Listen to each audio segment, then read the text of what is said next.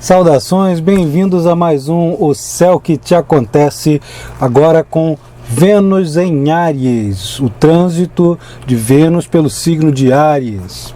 Essa passagem de Vênus vai acontecer de 7 de fevereiro até 5 de março. Olha, o planeta Vênus passando em Áries não está na melhor condição possível, que seria a passagem de Vênus em Touro, em Libra ou até em Peixes, onde esse planeta está em exaltação, está com uma característica, uma dignidade planetária muito favorável.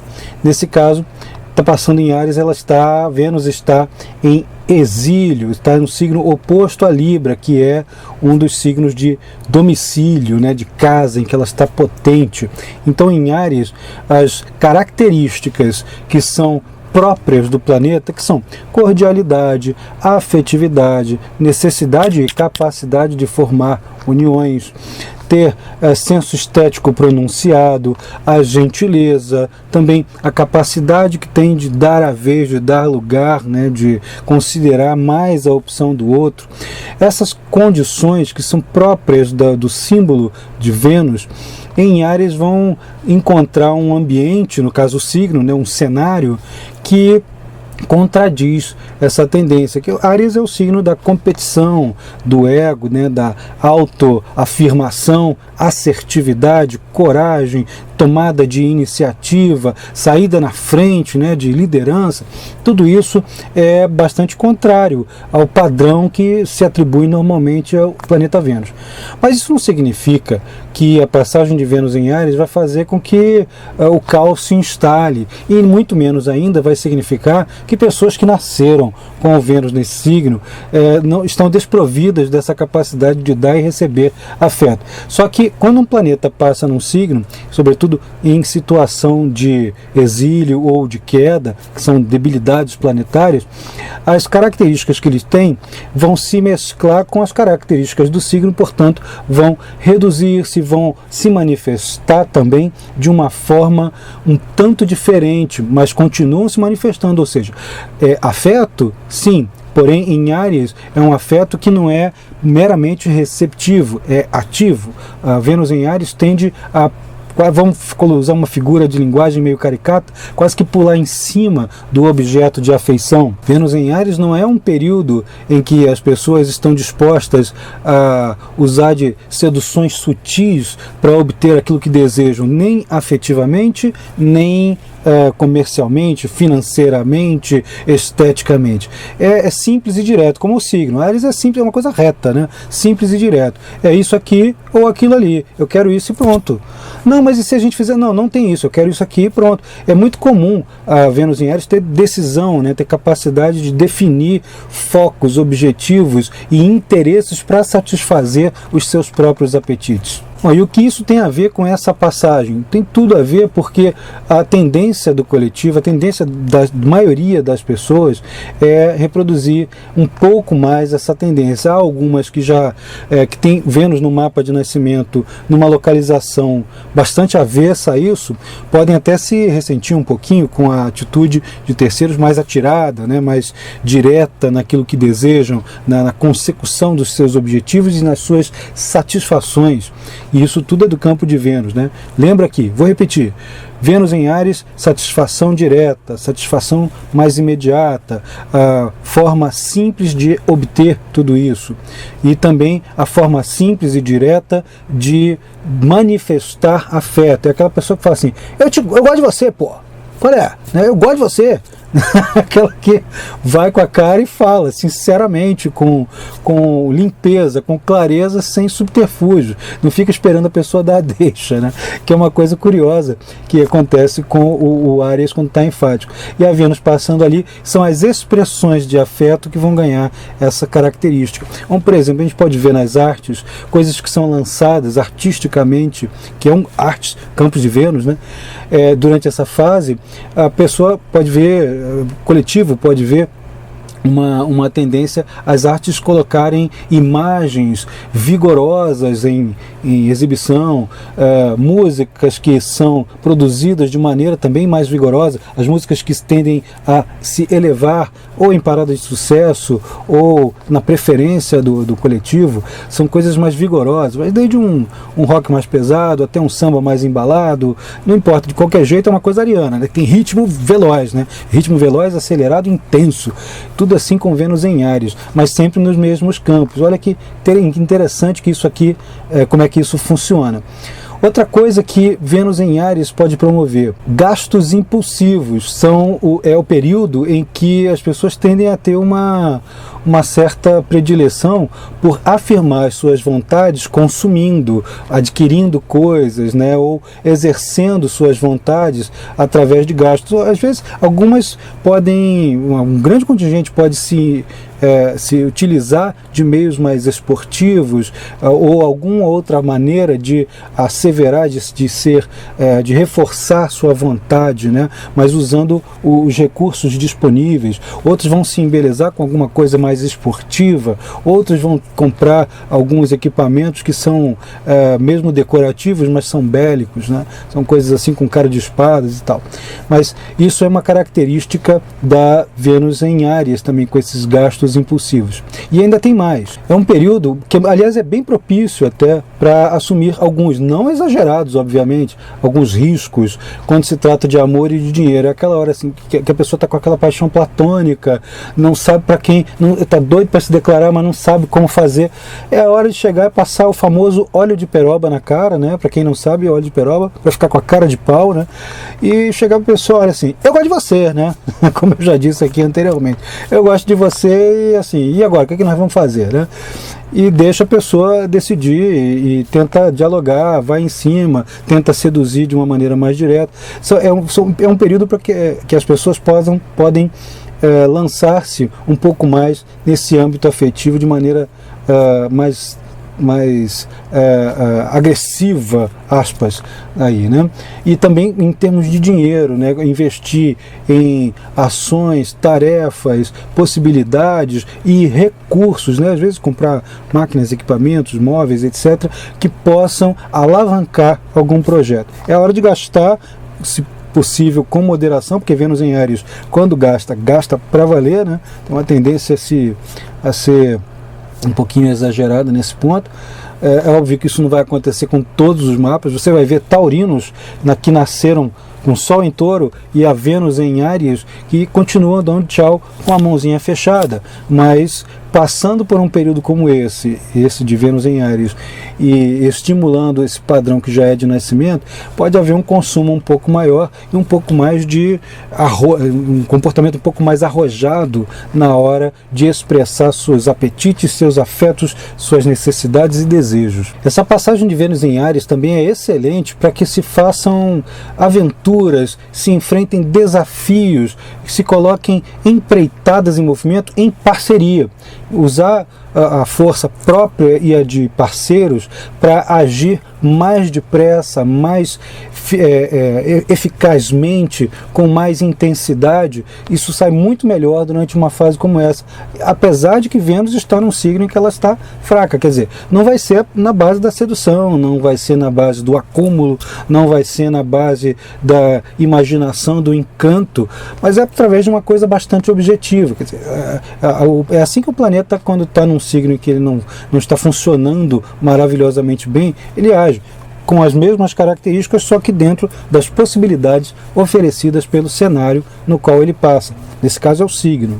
E outra coisa mais interessante, em uniões já pré-existentes, podemos ver ambos os parceiros, sempre um pouquinho mais sensibilizado que o outro, mas ambos os parceiros muito à procura de movimento. Vai ser um tal de ter um parceiro entrando para a academia de ginástica ou entrando para um clube de esportes, alguma coisa assim, estimulando o outro a fazer a mesma coisa ou algo parecido, né? Vamos perder essas gordurinhas, vamos perder essas calorias. É uma forma de tudo acontecer em termos de movimento. Então, os relacionamentos e também as parcerias, relacionamentos afetivos e parcerias profissionais pré-existentes, tendem a haver um movimento muito grande entre os parceiros, um pouquinho de ação individualista entre ambos. Calma, não se assustem as pessoas mais sensíveis. Isso aí não gera necessariamente uma separação, nenhuma crise afetiva, mas gera necessariamente um espaço que pode ser muito bem aproveitado pelos dois. Isso aí foi o geral da passagem de Vênus em Áries. Agora, o ingresso que ocorre dia 7 de fevereiro, ele vai ocorrer com Vênus juntinha com o planetoide, aquela coisa diferente que é o Quiron, né? O Quiron, que é esse fator que está ligado aos processos de cura, reabilitação, ensino, é o arquétipo, o símbolo do curador ferido, né? E muitas vezes Vênus junto com Quiron pode pressupor que em situações de relacionamentos que estiveram precários, com alguma dificuldade anterior ao ciclo, estejam agora tendo que enfrentar um pico de intensidade, né? Justamente nesse ponto de crise, né? Onde estão as dores, as mágoas, os problemas. Aliás, toda a passagem de Vênus ali por Áries vai ser eivada de aspectos um pouco tensos, o que é possível minimizar isso através do uso, né, otimizar das ferramentas comportamentais de Vênus em Áries, conforme já foi falado aqui nesse vídeo, mas ainda assim existem pontos de desafio que ao longo do vídeo vocês vão ver, só me acompanhar, eu vou datar aqui para vocês verem. Vênus, Quiron, logo na primeira semana, de 7 a 14 aproximadamente, de fevereiro, pode suscitar em pessoas que já têm uma certa propensão a ter problemas em aparelho reprodutor interno como útero, ovários e similares, garganta, a repercussão, né, a retomada de um tratamento ou de alguma anomalia que precisa ser tratada durante essa fase. Alguns relacionamentos que eu já tinha dito aqui que podem estar precários, que estiverem precários, podem passar por um momento de crise, podem passar por um momento de decisão, e muitas vezes parceiros podem se ver em situação em que tem que se auto-sacrificar um pouco em função do outro que não está numa condição privilegiada, seja de emprego, seja de saúde, seja em relação à família de origem. Então isso pode chamar bastante a atenção das pessoas que estão com a parceria ou com uma parceria profissional ou com algum relacionamento em andamento. É um momento de baixa para essas situações aí. De 14 a 20 temos um período mais ou menos neutro, já com aquelas mesmas características já descritas no início do vídeo. Já a partir do dia 20 de fevereiro até 25, de 20 a 25 de fevereiro, vai ocorrer, vou falar em astrologuês, uma quadratura de Vênus em trânsito com Júpiter em trânsito também. Esse sim é o período em que as possibilidades de gastos impulsivos, né, exageros, ganhos e perdas muito rápidas, né, a pessoa ganha, tem que gastar logo, consumir depressa, gastar com coisas importadas, ter alguns probleminhas no pagamento de viagens. Esse período ali não é muito recomendável para que as pessoas façam esse tipo de coisa, né? Consumir roupas, por exemplo, viagens. Não que você também não precise parar de comprar roupas, né? E se tiver uma viagem necessária para fazer, não dá para deixar de fazer. Mas, se possível, adiar ou antecipar, porque fica um pouquinho melhor e menos sujeito a pequenos problemas. São problemas pequenos, são rápidos, são passageiros, mas podem incomodar um bocado.